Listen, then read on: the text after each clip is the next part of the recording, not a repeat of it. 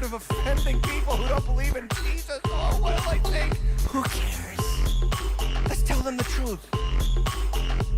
Don't give me, they're just living their truth. Let God be truth and every man a liar. In other words, if it doesn't come from this book, it's not true. Tick tock, tick tock. The clock is ticking on America's future. What will we become? It's anybody's guess. Today we discuss how a widely used social media app may be China's Trojan horse to conquer our country, and we sent an undercover agent from the Deep End team to pose as a 13-year-old girl on TikTok. And I'm heartsick at what we found. You do not want to miss this, especially if you're a parent. Plus, last night, we got to talk about it. An unprecedented event took place. FBI agents raided the private residence of a former president. Things like this used to never happen, actually have never happened in American history. Now, the news media is going to show for one particular party, as usual, and the other political party is going to freak out, but we're going to give you the hard truth today. It's your favorite night of the week, The Deep End, on Tim Hatch, live. The Deep End. Ladies and gentlemen, what is going on in the world? That's why you come here, right? I hope, as a Christian, to understand what is going on. It is Season 6, Episode 2 of The Deep End. I am your humble host, Tim, and I'm so glad that you're here. Make sure that you're hitting that like, subscribe button. Make sure that you're hitting that notification bell that you can get notified every time we go live on your smartphone device. What do we do on The Deep End? We bring you the news with discernment because, more than ever before, confusion abounds. The father of lies is abounding in lies, as he always has been, and we need truth. We need to speak truth to the lies of our age. That's why I do this channel. That's why I do this show, and I hope you enjoy it. Thanks for being here. Thanks for spending some time with me. Let's dig into Deep End News. Deep End News. The news you choose if you could choose news. Okay, back to the old news you choose if you could choose news line. Anyway, last night, I have to talk about it because it is such huge news. Last night, FBI agents raided Trump's Mar-A-Lago residence in Florida. The New York Times reporting, every news outlet reporting the former president called the search an assault and complained that the authorities had broken into a safe. The news appeared to come as a surprise to top aides at the White House. So what do we have here? What is indeed going on? And I'm sure you've got questions. I've got questions. Here's what we do know so far. The list of things that we used to say doesn't happen in America, that list is getting smaller, is it not? Violent riots in the streets where criminals aren't held accountable for their actions and politicians vocally endorse them. Check. That was done in July of 2020. Brazen riot at the Capitol in response to an election result. Check. That was done in 2021. And now weaponizing the FBI, the president's personal police force, as I like to call them, against one's predecessor and potential rival in an upcoming election. Check. Last night, the police force of our current president executed a search warrant on the previous president, Donald Trump, in his home in Florida. And I mean, if you don't have questions, even if you hate Donald Trump, and I get why you hate him, he gives you a lot of reasons to hate him. I don't hate him. I kind of like him. But nonetheless, even if you hate him, you got to pay attention to this news. Because if this is what America is going to become, watch out. Eventually, democracy and the state of our union will be dissolved. Make no mistake, last night was the most aggressive law enforcement action ever taken against a former American president in our history. Now, what really happened? Now, there's an article from the Washington Post that sheds some light on this. This is the article, FBI searches Trump's safe at Mar-A-Lago for possible classified documents. The key term here is classified documents. Now, even from this article in the Washington Post, the items that they took so far are, quote, descriptions that were improperly taken to Mar-A-Lago from the White House include a cocktail napkin, a phone list, charts, slide decks, letters, memos, maps, talking points, a birthday card or a birthday dinner menu, schedules, and more. An anonymous source said. Now, this is important because you have to understand the law. The law states that whatever a president does in the Oval Office stays in the Oval Office, stays in the White House, because our presidents work for us. We tend to forget that, but they do. They work for us, not for themselves. And so whatever they work on while they're there, according to the law is called the Presidential Records Act of 1978. So whatever a president does or writes on or uses to execute his office has to stay with the White House. Trump like all presidents, probably took a few things home with him. And this was talked about back in May. And I remember that there would be a potential investigation and all sorts of things might happen. But no one anticipated that the FBI would execute a search warrant and invade his private residence to find these seemingly innocuous items, such as a cocktail napkin, a phone list, a letter, map, talking points. I mean, really? Do we have to really rustle all these feathers just for this? The Washington Post article saying searching a former president's property to look for possible evidence of a crime is highly unusual and would require approval at the top levels of the Justice Department. It represents a historic moment in Trump's tortured relationship with the Justice Department, both in and out of the White House. And you guys who have been following politics since Trump began running for president back in 2015, you will be very familiar with the FISA warrant and all kinds of other things that have been done against Donald Trump, this seemingly corrupt politician who only became a politician 5 years ago. They were out to get him. The FBI was out to get him. The DOJ was out to get him from day one, even going back to the Russian dossier. And anyone knows about all that kind of stuff. It's all this kind of drummed up material that was kind of fabricated out of thin air to paint Donald Trump with a terrible brush so that nobody would vote for him. So no one's ever held accountable in these events, and it looks possibly like that's going to happen again. But maybe potentially the FBI and the DOJ went too far this time. Look, they're going to have to come up with an answer to why they did this right now. Because right now, it's alarming that something like this would ever happen in our country. I mean, remember all the flack that they gave Donald Trump for having a phone call with President Zelensky about Joe Biden's son doing business in Ukraine and having a prosecutor fired that was looking into his son while now President, then Vice President Joe Biden was talking to the prosecutor. Remember all that kind of stuff? And nobody said anything about what Joe Biden did, but everybody got all worked up about that phone call that Trump made to Zelensky. And then he was impeached over it, and then he was, validated by the Senate just weeks before COVID-19 broke out. This one should alert everyone, because if they're going to start invading political opponents, if presidents are going to start raiding the homes of their political opponents, something is diametrically wrong with our political class. And I'm not talking about our country as a whole. I'm talking about our political class. They no longer work for us. They work for themselves and their own interest, and they will do whatever it takes to maintain power. It doesn't look pretty so far in regards to this raid. I give you an article from the National Pulse, and this is a report breaking early this morning. The National Pulse finding that Judge Bruce Reinhardt, who is reportedly the most likely the judge behind the warrant authorizing a raid on President Trump's house, is a former attorney who represented employees of convicted sex offender and notorious pedophile Jeffrey Epstein, and he was also an Obama donor.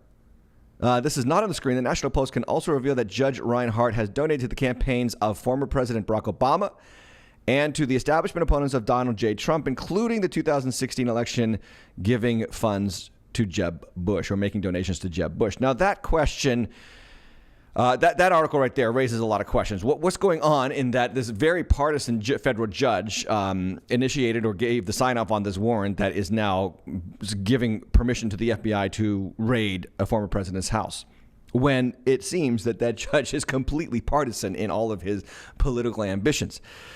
Now, the question also must be asked, why now? Why is this happening now? I don't think it's a big secret, because maybe you don't realize this, but Trump has already stated that he is going to he has already stated that he's made up his mind about whether he's going to run for re-election. It's just a matter of when he's going to announce it. And then I found this out. Mark Elias is an ex-Hillary Clinton lawyer. He said he found a law that could bar President Trump from running again. It comes from the U.S. Code, Title 18, Section 2071. And that little piece of legislation reads the following: whoever having the custody of any such record, proceeding, map, book, document, paper, or other thing willfully and unlawfully conceals, removes, mutilates, obliterates, falsifies, or destroys the same shall be fined under this title or imprisoned not more than 3 years or both, and shall forfeit his office and be disqualified from holding any office under the United States. So there it is, ladies and gentlemen. There is a law that some lawyer found to use against former President Trump to keep him from legally running for president again. Right now, at this moment, it seems like it's a political witch hunt. It's just kind of interesting that that comes from a Clinton lawyer, because the Clintons, as you might not be familiar with, are as probably politically corrupt as they come in terms of those who have once held the presidential office. And I do refer to both of them. Let's just be honest. Remember that when the Clinton Global Initiative began shedding employees amid dwindling donations in 2017, and the New York Times also exposed the Clinton Foundation for shady financial and business deals. That was back in 2013. And then they also had the matter of Clinton's emails, which were on her private server at home. There was no FBI raid for her. Maybe she was just far better at hiding classified information that she took with her from the Oval Office. I don't know. Interesting things are going on. Very interesting and very chaotic things are going on. And at this point, this all just seems completely political. They are going after Trump's ability to run for president, even though they already beat Donald Trump. Didn't they already beat Donald Trump in a fair and legal election? What are they so scared of? Wouldn't they want him to run again if he lost? Maybe they're looking at their record and seeing the polling numbers for President Joe Biden right now and saying things aren't looking good. We got to start playing dirty. That's a very big possibility. On the other side of the aisle is Donald Trump, who within hours of the FBI raid released a very campaign-y type video on his website talking about all the failures of the current administration and all of his corruption, according to former President Trump. And so you got the video ready hours after the FBI raid that you didn't think you knew about, and here it is ready to go right onto your website almost immediately. Now, I will say, as I know firsthand, that making these videos, it doesn't take a lot of time. So it's very possible that he initiated his media team to create this video shortly after the raid was discovered. But nonetheless, everything right now just looks bad for America. Again, checking off the things, or taking off the list the things that we used to say, that doesn't happen here. You know, we used to say, you don't have this kind of political corruption that you would see in, say, Venezuela or Cuba in America. You don't have a sitting country leader weaponizing his police force against a potential political rival. But these things, these standards of American leadership and the political class, they are falling left, right, and center. Fundamentally, ladies and gentlemen, the system is no longer limited. And those words are on purpose. The system is no longer limited. When we see these kinds of actions, it should raise alarms in all of our minds to the effect that we understand that presidents are starting to act like dictators. They really are. Every time a president takes office, immediately executive actions are immediately signed, which undo the executive actions of the former president.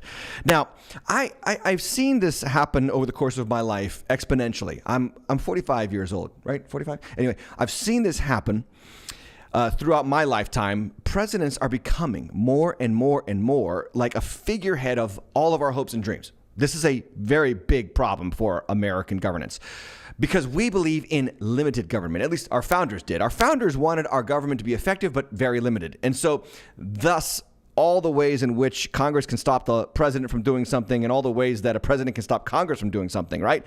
A president can veto a law that is passed in both houses of Congress. And then Congress can super veto or override that veto if they have enough votes to override the will of the president. So, and then you have the Judicial Department, which holds everybody accountable and interprets the law for us. And so you have these separation of powers to limit government, to limit what the president can do.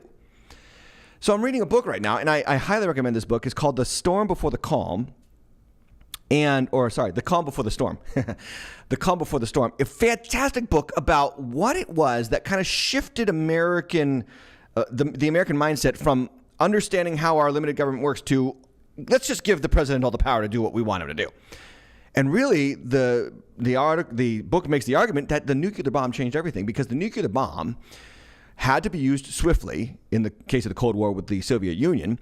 And so should the Soviet Union enact nuclear war against us, the president did not have time to get Congress to declare war, as is written in our Constitution. So he would have to make a momentary split-second decision and push the red button and obliterate Moscow. And so we had to give him those powers. And those powers were given to the president after World War II or during World War II. And it kind of changed everything about how we look to the president. So our system is no longer limited because of the technological advances of the nuclear bomb that provided the president with way too much authority in regards to how our country runs. And we have just kind of lopped onto those things, or added on to those powers, executive powers, the right to almost legislate from the Oval Office, which is not even constitutional. And now we're seeing also with the Democrats right now in the Congress, they're manipulating the rules of our constitutional government to pass laws that are not popular. I take you to the Inflation Reduction Act that just barely passed Congress. Was a 50-50 tie in the Senate, was broken by Kamala Harris, Vice President Kamala Harris. And this Inflation Reduction Act, which does not look like it's going to do much to reduce inflation, has hired a whopping 87,000 new IRS agents. 87,000 new IRS agents, which makes the IRS bigger than almost every other federal government department combined. So there's 87,000 new IRS agents that have been hired through this Inflation Reduction Act. There's 429 billionaires in America. You think they hired 87,000 IRS agents for those 429 billionaires? I don't think so. By the way, it spends more money on climate change than any bill before it, and there are reports it will raise everyone's taxes. Yes, everyone. Now, how do they do it? They sell you on the idea that if you buy this bill, if you get this bill, you're going to benefit. One of the benefits they promised was the EV tax credit. So if you buy an EV, an electric vehicle, a vehicle that runs on batteries and not gas, you will get a $7,500 tax credit from the government upon your purchase of that electric vehicle. Now, this report is all over the news today, on the day after the Senate passed the bill. This from Ars Technica website. It's possible no electric vehicles will qualify for the new tax credit. And why is that the case? Because there's a stipulation in this law that was just passed by a 50-50 split, with the vice president being the deciding tie-breaking vote, that all the batteries in that car have to be made entirely in America. So as of right now, and with every EV coming on the market, there isn't a single EV that contains a completely American-made battery in it. And there won't be one probably for generations, if ever. So that $7,500 tax credit that they promised you is really just a figment of imagination for those who are stupid enough not to do their own research on what our government is doing.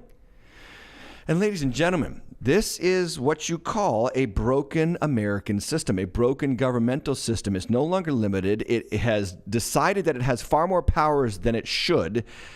And COVID, like I have said many times on this channel, was the test case. It was a test. It was a test we all failed. How much power were we going to give our legislators? How much power were we going to give our governors and our presidents? We gave them way too much power. We let them control our lives and dictate how we organized our lives and raised our kids and acted in our homes and in our churches and in our businesses.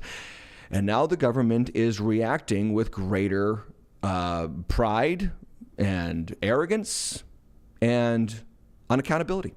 That's what's happening. That's the news. I am going to sum all this up at the end of the show, what our response is as Christians. I've got something to share with you that's important, but we've got to dig deeper into the undoing of the American world that we know as we explore something here on the channel. For the first time, a deep investigation into an explosively popular social media app. I'm on it. I've told you to join me on it. It's called TikTok. And we are going to do a new segment here on the channel. It's called The Deep End Investigates. And we're going to investigate TikTok. Parents, pay attention. You're not going to want to miss this.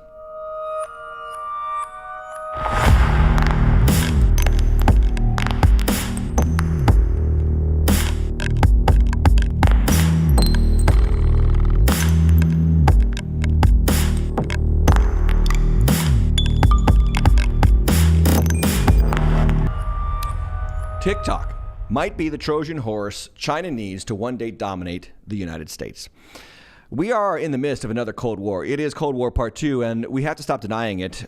China is out to get us. They want to eat our lunch, that's for sure, and they might. How might they do it? Not with nuclear weapons, but with our own stupidity and ignorance.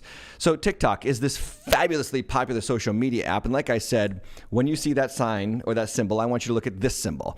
The Trojan horse is a story of an ancient Greek warfare moment that was leveraged against the city of Troy. After a 10-year siege against the city of Troy, the Greeks reverted to the Trojan horse plan to infiltrate the wall of Troy and secretly let in their army late at night. So the Greeks pretended to sail away while they delivered a huge wooden horse to the Trojans as a gift with their army, a small battalion hidden inside the horse. So as their ships sailed away, the Trojans welcomed the horse into their city, and that night the Greek force that was hidden in the horse crept out, opened the gates, and the rest of the Greek army, which looked like it had sailed back under cover of night, ran into the city and sacked the city of Troy, ending the war. Was it a real story? We don't know. We can't be sure. Maybe it was, maybe it wasn't. It doesn't really matter. It's a picture, though. It's become nomenclature for any undercover operation to undermine an otherwise secure citizenry. And that might be TikTok right now, courtesy of the Chinese government. So a couple of facts about TikTok. And parents, you got to know what TikTok is. If you are not on TikTok, I encourage you parents to at least download it and take a look at it and then delete it immediately because you got to know what's going on with your children. So a couple of facts about TikTok. It was released on the App Store in September of 2016. In the United States, celebrities like Jimmy Fallon, Tony Hawk began using the app in 2018, which upped its popularity. And then other celebrities like Jennifer Lopez, Jessica Alba, Will Smith, Justin Bieber joined TikTok. And the explosion followed. In China, it's known as Douyin, and it is in fact a Chinese-owned company that started and founded TikTok. Now, you also need to know that it's up to 1 billion users. I was surprised to learn this. It is the most visited site on Google. And you need to understand that it is capturing your data, as a lot of these apps are. It's capturing your keystrokes, your biometrics, your facial expressions, your likes, your interests, and much more. It collects data on us even while running in the background. So you don't even have to have it open on your phone, on the main screen of your phone. It's running in the background, collecting your data. And for these security reasons, the app is banned in India and several other countries over national security concerns. Now, what you also have to understand, parents, is that right now, TikTok, not Google, is the most visited and most looked to website for your children. Nearly half, this is insider reporting, nearly half of Gen Z is using TikTok and Instagram for search instead of Google, according to Google's own data. So senior vice president of Google, and I won't even pretend to pronounce that name, told Fortune Brainstorm Tech Conference that according to Google's internal studies, something like almost 40% of young people, when they're looking for a place for lunch, they don't go to Google Maps or search, they go to TikTok or Instagram. And this also, from the article, Insider has previously reported about the threat TikTok poses to YouTube, which is owned by Google. It is projected to overtake YouTube's revenue numbers by 2024. So right around the corner from this small little innocuous app becoming a global powerhouse, a financial powerhouse, and most importantly, a political powerhouse for our country. Now, a breaking story from BuzzFeed was released last week. I believe it was last week or very recently, 2 or 3 weeks ago. That has determined that the Chinese Communist Party has backdoor access to the data that TikTok collects. This from BuzzFeed News. Let me put this on the screen. TikTok owner ByteDance, that's the business or the company that founded TikTok, used a news app on millions of phones to push pro-China messages, ex-employees say. So this article reads, the 4 former ByteDance employees, each of whom worked on Top Buzz, that's the name of the news app, claimed that ByteDance instructed members of its staff to place specific pieces of pro-China messaging in the app. According to 3 of the former employees, Top Buzz staff sometimes promoted content by pinning it to the top of the app. One former employee remembered staff posting panda videos in the app, along with videos promoting travel to China. Another remembered a staff member pinning a video in which a white man talked about the benefits of moving his startup to China. Now, that is quite something. So you have this app owned by a Chinese company claiming to be independent from the CCP, the Chinese Communist Party. And now we understand from former employees of a news app that was run on TikTok that the government of China is influencing our citizenry through this app. Now, of course, the founder of Top Buzz claims that this is ridiculous, but what else is he going to say? You know, you have to understand that social media and apps and all these phones in our hands, they are manipulating us at a incredible level. You are not getting what you want to see. You are getting what some algorithm in California or in Texas wants you to see. And then those things that you see on social media shape how you feel, and then how you feel determines what you do for that day. And I want you to think about this. Some select group of computer programmers in some other part of the country, and it's a very small number in relationship to the rest of the country's population. Excuse me. These people are shaping what you feel every day when you log on to your phone. CNBC reporting that TikTok shares your data more than any other social media app and is unclear where it goes. This is from February 2022. Now, excuse me, YouTube does this as well. YouTube shares your app, Facebook, your data, Facebook shares your data, Twitter, they all do it. The difference, though, here from this article on CNBC is that TikTok allows third-party trackers to track your activity on other sites even after you leave the app. And then you need to be aware of this. In October, this would be October of 2021, Wired published a guide to TikTok, a guide to how TikTok tracks user data, including your location, search history, IP address, the videos you watch, how long you spend watching them. According to that guide, TikTok can infer personal characteristics from your age range to your gender based on the other information it collects. Google and other sites do the same thing, a practice called inferred demographics. TikTok has been the subject of criticism in the past over how the company collects and uses data, especially from younger users, including claims that the company has transferred some private user data to Chinese servers. This is incredibly disturbing. Now here's the rub too, and this is not on the screen, but this is found in another article. China has a national security law that compels every entity within its jurisdiction to aid its espionage in what they view as their national security efforts. That was FCC Chairman Brendan Carr reporting that. By the way, did you know this? TikTok also uses your phone's camera against you even while you're not posting content to the app. It will collect your facial expressions. It will collect biometric data, as we've already talked about. And the funny thing is that they kind of don't identify or define what these things are. They call them faceprints. So this is an article from Time. Back in June 2021, TikTok has started collecting your face prints and voice prints. Here's what they could do with them. The article reads, in June 2nd, TikTok updated the information we collect automatically portion of its privacy policy to include a new section called image and audio information, giving itself permission to gather certain physical and behavioral characteristics from its users' content. The increasingly popular video sharing app may now collect biometric information such as, again, face prints and voice prints, but the update doesn't define these items, these terms, or what the company plans to do with the data. So we're going to collect your face prints, and we're not going to tell you what that means. And then, generally speaking, the article goes on, these policy changes are very concerning.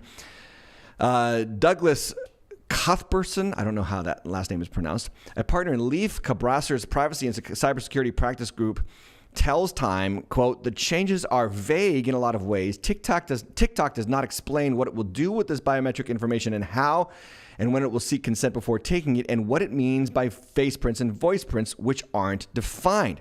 Now, this information was not hard to substantiate. On this channel, I never want to give you information that I just hear from somewhere and then don't provide you proof in writing that is true. So we actually went to TikTok's own website and found their user agreement where it says they're going to collect your facial expressions, your biometric data, and all the things that you just kind of do in front of your phone as you operate the app.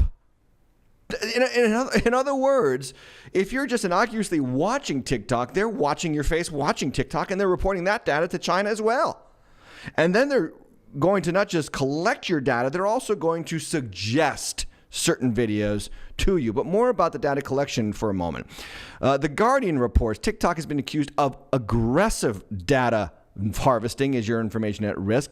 What's different about the TikTok collection data system is that it collects your contact list, your access, your calendars. It scans your hard drives, even your external hard drives, and it geolocates you on an hourly basis. Now, this is really damaging information to the TikTok fans out there. You might want to delete the app, like I said, after watching this, because to know that an app that is run by, or at least controlled by, not run by, but controlled by the Chinese Communist Party, is so prevalent in our current culture should be very disconcerting. Very disconcerting. A website that I love for news, CBN News, wrote an article called "How China Uses TikTok to Collect Your Personal Data and Why You Should Be Concerned." After an initial investigation by the U.S. Treasury Department into ByteDance by the U.S. Treasury Department, TikTok did this. It moved its servers to Texas and assured investigators that no data was leaked to China. But as this article says, well, it sounds like a step in the right direction. TikTok's CEO also admitted that some China-based engineers will still require access to the app, which by law grants the same access to Beijing. And with that data, China is able to feed into its artificial intelligence systems. It's also perhaps able to compromise Americans. This is Chinese expert and author Gordon Chang reporting. Now, again, the article says, through the control of the algorithm, China is able to influence American public opinion. We know that in 2020, the Chinese military used TikTok to incite violence on American streets. TikTok glorifies drug usage in America, and there are other things that they have been doing to interfere in our political process, Chang told CBN News. So this brings up another issue, and the issue here is not what China collects from us, but also what China feeds to us. So this is bad. And you say, well, why isn't our government doing anything about it? Again, it all goes back to Trump. And here's the reason why. In June of 2020, Trump said on Air Force One that he was banning TikTok from the U.S. That's June 2020. And so here's the rule that is, unofficial rule. But here's the unofficial rule that people abide by. If Trump is for it, it must be evil. And if Trump is against it, it must be good. So this reactionary partisanship in our country is causing our government to stagnate in protecting the people from the influence of China through what would appear to be an innocuous app, which is anything but innocuous. The lack of response from our government should alarm us all. The New York Post reporting this, that the Pentagon's first software chief engineer quit because he believed China had already won the global tech war. This person's name is Douglas Chilon, and he was the Pentagon's first chief software officer. He said China will dominate the future of the world by controlling everything from media narratives to geopolitics, which leaves us susceptible to Chinese dominance through, who would have thought, an app. Gone are the days of nuclear war or trench warfare. Now it's technological warfare, and China is taking it very seriously. So they collect our data, and then they decide who and what we see. And I have this little picture I want to put up here on the screen. China decides what we see and what their children see. See, Megan Basham of the Daily Wire details that there are reports suggesting that the Chinese government is also involved in making sure that what TikTok suggests to our country in terms of the algorithm suggesting what videos to watch is very different than the videos that TikTok or the app Douyin in China shows to Chinese children. So yes, that means that TikTok the Chinese Communist Party is deciding who sees what. And while your average American tween sees twerking videos, gender dysphoria testimonies, how-to videos on taking your first testosterone shot, and why America is xenophobic and should not exist, a Chinese 12-year-old is finding out about things like science, math, and why America is xenophobic and shouldn't exist. Trojan horse, here we come. This is what is happening right now through TikTok to our children. Ladies and gentlemen, this is your brain on drugs. The average American uses TikTok to find meaning from likes and subs. And China says, nope, we're just collecting your data. Eventually, we're going to control your life. And then they send us carefully curated content through this app to shape our understanding of the world, so that everything you believe and value in this country has been shaped by another country so that your life fits into a narrative carefully framed by your own nation's number one geopolitical threat. So long, freedom of thought. So long, independent minds. And this is how you get the average American who will post whatever is necessary to tell the world, I support the current thing. It makes us all automatons who don't think for ourselves, who lose our ability to discern truth and sells our future and our children's future down the river. Listen, we wanted to test some of these findings. We wanted to search them out for ourselves and not just report them to you. And so we sent one of our team members undercover on a mission to see what your kids are seeing on TikTok. So our staff member opened the app, started a new account as a 13-year-old female, and used the app for about an hour and did some searches, and I'm going to show you what they found. But first, the hypothesis of what we were trying to find. Here was the hypothesis based on all this data, that TikTok's algorithm prioritizes content that is detrimental to the mental health and identity of young people to create confusion and affect the society of the United States. Is that true? Okay, well, this person, posing again as a 13-year-old girl on TikTok, went to the search on the TikTok app, and here's what we asked them to search for. You think about it. You're a 13-year-old kid. What are you going to search for on an app, especially if you don't know if something is right or you're seeing the celebration of all kinds of sexual identities and sexual confusions, and you start to think, well, what if I'm one of those things and I don't even know? Like, who knew who they were at 13? Like, seriously, who knew who they were at 13? Hardly no one. No one ever knows who they are at 13. So what's one of the searches that you could imagine? And here's what we thought of. The search would be, how do I know if I am, and then just leave it blank. How do I know if I am, and leave it blank, and see what the search suggestions would autofill into the search bar. What we found was heartbreaking. This was the list. The list goes, how do I know if I'm a lesbian? How do I know if I'm a top or bottom? That refers to homosexual male sex. How do I know if I'm a Therian? I had to look this one up. A Therian is someone who identifies as an animal. How do I know if I'm a trans girl, a witch, a yandir? What's a yandir? Someone who is so lovesick over someone they fantasize about killing any rivals for that person's affection. Now, this is the autofill. And the rest of the list, dom, demi-boy, Virgo, lesbian, or bi. This is the autofill. The autofill doesn't mean that it has been searched by that person. It just means it's suggested, which is alarming for two reasons. Number one, China may be autofilling those by force. Or number two, young girls are so busy searching for these items that the algorithm just produces these autofill suggestions in droves because that's the most common search. Another search that we asked this person to do undercover as a 13-year-old girl on the TikTok app is it okay to check out the responses or the autofill suggestions? Is it okay to watch Hub? Now, Hub means Pornhub. Is it okay to master at 11? Master is a term meaning to masturbate. Is it okay to be fat? Is it okay to master young? Cry. Watch Hub at 13, to be gay. And this is the autofill, friends. This is the autofill of the TikTok app that your 13-year-old is going to see when they punch in these search items. And again, I bring it back to the premise. There's a big difference between what a 13-year-old girl on TikTok in America sees and what a 13-year-old girl in China sees. That 13-year-old girl in China is seeing probably how great it is to be a Chinese resident and how wonderful it is to learn math and how important it is to understand how weapon systems work. I mean, seriously. And your kids are getting indoctrinated by what a foreign national government, a foreign communist government wants them to see. The Trojan horse is marching in.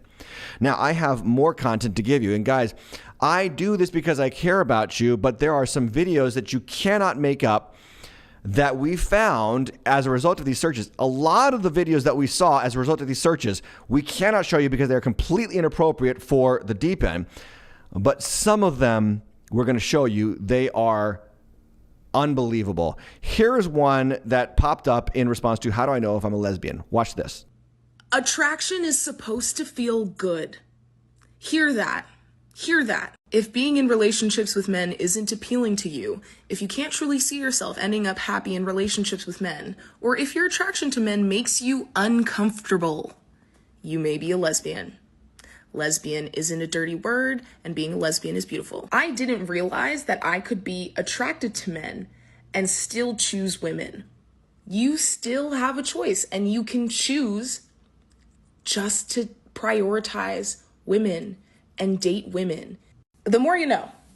You still have a choice. So did this girl not get the memo on the fact that sexual orientation is fixed and innate and immovable throughout life?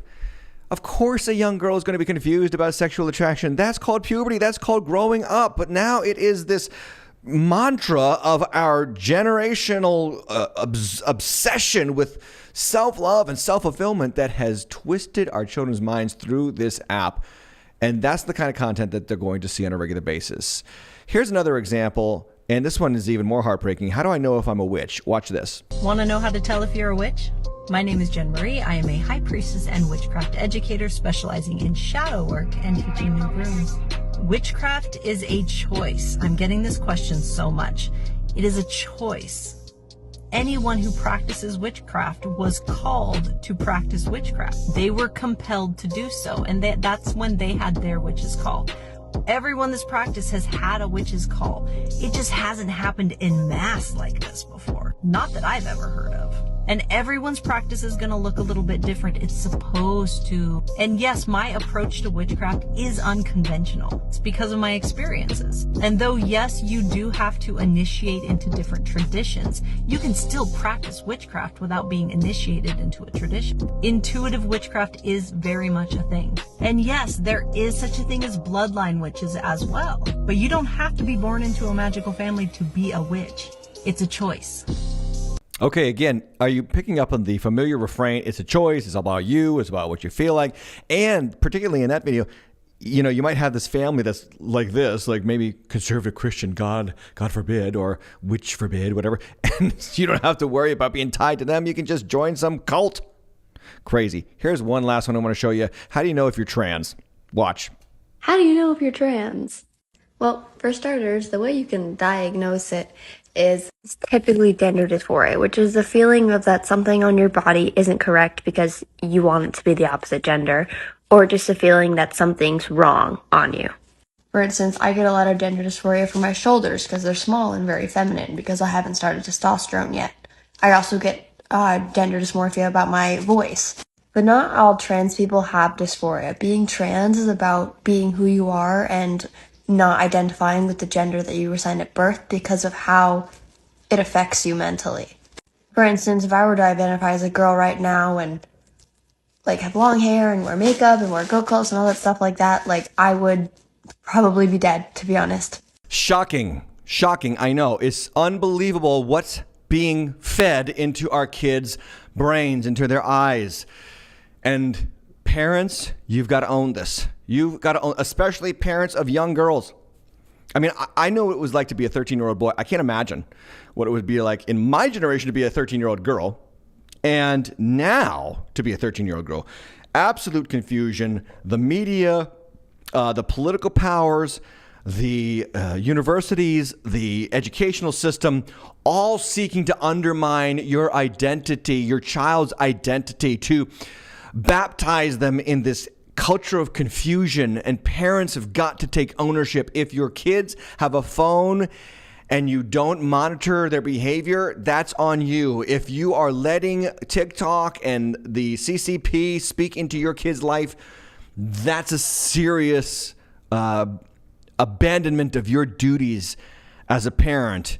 Ladies and gentlemen, let me remind you that social media isn't real life, but it affects real life. And if you don't watch out, your real life will be affected and influenced negatively by this fake and fabricated expression we call social media. It reminds me of something else that has been influencing our young people negatively for far too long. The college system, the university system. Let me shift gears here for a moment. Stacy Abrams, you might know her or recognize her. She is running for election as governor of Florida. She has refused to this day to concede the election she lost 4 years ago. So I guess in her mind, she's running for a re-election. But nonetheless, she talks about this on Face the Nation. What caused her to shift gears when it comes to abortion being raised by Methodist ministers? Watch this. You are a Christian. You are the daughter of two retired United Methodist pastors. I'm just wondering how you think about your faith with regard to this policy. I've thought about my faith a great deal. In fact, I was anti-abortion until I went to college. And there I met a friend who has my shared faith values, but we started having conversations about what reproductive care and abortion care really is. And when I talk about that, it was an experience that I had because she was able to give me a different perspective. And over the course of the next few years, I really started thinking about what role should the legislature play? What role should government play? This is healthcare. This is about a woman's right to control her body. This is about a woman's right to experience and determine her future. And that, for me, as a matter of faith, means that I don't impose those value systems on others, but more importantly, I protect her rights. I protect her humanity, and that should be my responsibility. Yeah, so there you go. I used to be pro-life, and then I went to college. And that has been the case for far too many children raised in our homes that eventually abandoned the faith that we raised them with because we were ignorant, or at least oblivious in part, to what is going on in the war of our current cultural moment. You see, there is a war going on, and if you're ignorant to it, you are susceptible to it, and the war is over truth. That's our war. 2 Corinthians 10:3 talks about this. Though we walk according to the flesh, we are not waging war according to the flesh. For our weapons, the weapons of our warfare, are not the flesh, are of the flesh. They have divine power to destroy strongholds. We destroy arguments and every lofty opinion raised against the knowledge of God. Read that again. Every lofty opinion raised against the knowledge of God, and we take every thought captive to the obedience or to obey Christ. You've got to take ownership of what's in here through the power of the Holy Spirit, the power of God's word, to change what's going on in here, and for your children as well. You got to fight the good fight, but you got to know what the fight is. So I'm trying to sum up this episode by asking this final question. What does all of this mean? What does all this mean for you, for your family, for our country? It is no surprise, and it shouldn't be a surprise to you, that your government is corrupt. It shouldn't be a surprise to you that the news media that should be holding our leaders accountable is complicit instead with our leaders, that the America that you may have grown up with is long gone, that social media is actively targeting your kids. And in that regard, higher education is complicit. But hear me, and this might be hard for some of you to hear, much of what we are seeing is the judgment of God. Yeah, the judgment of God. You know, Romans chapter 1 unpacks this very well, that the wrath of God is, present tense, is revealed from heaven against all ungodliness and unrighteousness of men who by their unrighteousness suppress the truth. In other words, that when we know the truth and suppress it, like our country has done, like the West has done for 60, 70 years, when we suppress God's word and God's truth, take it out of our schools, take it out of our educational system, take it out of our, public governance systems, and we push God to the side, well, we bear the responsibility for that. That's why Romans chapter 1:24 says God gave them up to their lusts, to what they wanted. They don't want God, they want lusts, so he gives it to them, and the dishonoring of their bodies and their gender dysphoria. We could put gender dysphoria right there in verse 24. Or verse 26, for this reason God gave them to dishonorable passions, homosexuality, transgenderism, even this idea of being Aetherian, a human who believes they're an animal. These things are nothing new. This trajectory is nothing new at all. This was roadmap for us in the ancient times and in the times of Paul, the apostle, in the book of Romans, and now here we are living through it. And I can't wait. I really mean this. I can't wait to get to the deep dive. The deep dive is coming soon. Please, ladies and gentlemen, bear with me as we get to it. I don't want you to miss out on what we're going to go through 1st and 2nd Kings to talk about that coming up on Wednesday nights. But there's a couple things that I want to talk about in closing. And that is that we have a responsibility in our homes. I can't take responsibility for your home. You have to take responsibility for your home. You have to be, parents particularly, the priests of your home. You have to manage them well. You have to discipline your children. You have to teach your children what you believe. And then you have to join a church in being the salt of the earth. So let me close out by giving us some positive to-dos. What can we do in our culture? Well, what did Jesus tell the disciples to do in Matthew 5:13? He told them, you're the salt of the earth. You're the preservative agent for your culture and your generation. But if you lose your saltiness, if you don't take that seriously, if you forget this, Your saltiness can't be restored. It's no longer good for anything except to be thrown out and trampled under people's feet. Maybe that's what the church is experiencing right now, being trampled because we forgot that we're the preservative agents. We've got to protect our families, raise our kids right, and not just give them free reign on these devices. Secondly, and this one you might not agree with, but I believe we should do it. We've got to produce great content that is gospel-centered and put it on TikTok, Facebook, Twitter, everywhere, on YouTube. Hey, how about clicking that like button, that subscribe button? Give the beard some love. Make sure that you are joining us every Tuesday night as we come back to discuss these things on a regular basis because you need help, and I'm here to help you. And I want to produce content that helps you. In Jesus' day, there was a group of Jewish people called the Essenes. They believed that cutting off from culture completely was the answer. So they dug caves in the ground, and they hid in them and lived in them and studied the Bible all day in them. And Jesus did call them out. There was a parable in Matthew 25, the parable of the talents, when that third servant with the one talent goes, digs a hole, and buries his talent. And the judgment on that servant for burying what God gave him was extreme. In that parable of the talents, Jesus is calling out the Essenes and the Christians today who believe that avoiding culture is the answer to being the salt of the earth. That is not true. We've got to infect culture with truth. We've got to live our lives with boldness, unashamed, dare I say, gospel-centered pride in Christ Jesus for who he has made us to be. And thirdly and lastly, what must be done? If you have a teenager and you're not committed to a local gospel preaching church, you are the problem. You are the problem. You've got a responsibility to raise those kids in the fear and admonition of the Lord, and part of that is bringing them to church every week, getting them into a small group or into a youth group that encourages them in the faith and builds their faith in Christ Jesus. But again, the gospel preaching point is the most important one. Is it a gospel preaching church, or is it a social justice preaching church, or is it a do good works preaching church? A gospel preaching church exalts the finished work of Jesus Christ on the cross and brings your family closer and closer to absorbing that, internalizing that, and most importantly, thanking God for it. That will transform you, your children, and your community. That's the answer. That's being salt and light. Hey, here's another way you can be salt and light. Are you ready? Support the channel. Cash App, Tim Hatch Live. Help us create this content. We are on TikTok. We are on YouTube. We are on Instagram. And we are surpassing thousands of followers and breaking new marks every week because of you. So thank you for your support. And if you're not supporting, consider supporting so that we can continue to broadcast this content on a regular basis and help you build your life in Christ Jesus. Thanks for joining us tonight. That's the episode. I hope it's been a benefit to you. Let me know in the comments if you have any questions. Love to answer them in an upcoming 10 Questions with Tim show. The Deep End is brought to you by timhatchlive.com. Check out the website for some merch and my book. I'd appreciate it. God bless you guys. Have a wonderful night in Jesus' name. If you haven't been offended by this episode of The Deep End, consider supporting us today at timhatchlive.com/support. If you have been offended, get a grip and come back next week for The Deep End on Tim Hatch Live.